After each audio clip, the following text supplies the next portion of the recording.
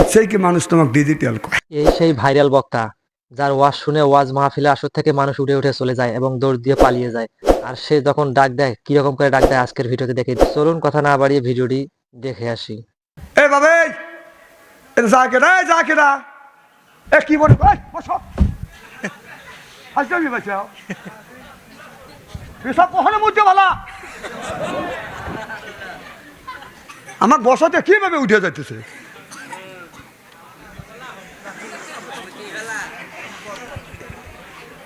একটা মানুষ উঠতে পারবেন না। ফাঁসদেবি নাকি? এটা কোরআনের মাহফিল, হুট করে আসবে আর হুট করে চলে যাবে। তোমাকে আমি জোর করে আনছি। তোমার ডায়াবেটিস, তুমি সাইডে বসে পারো নাই, বোতল নিয়ে এসে পারো নাই।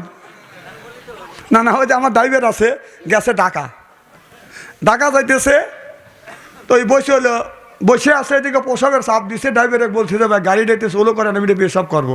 কখনো তার ধৈর্য দরকার, যাও গাড়ি থামানোর জন্যই। আর কোন পোশাকের চাপ দিলি ধৈর্য ধরে কোনো দিন? তো পিছনে যা বসে কিন্তু কাম বুঝতেইছেন, জীবন শেষ, গাড়িও থামায় না। ওর কাছে পেপসির বোতল আসলে টাইগারের বোতল, টাইগার খাইছি। খায়া বোতলের মুখ খুলে প্রতিশোধ মতোই ধরে প্রসব করে বোতলের মুখ আটকাইছি।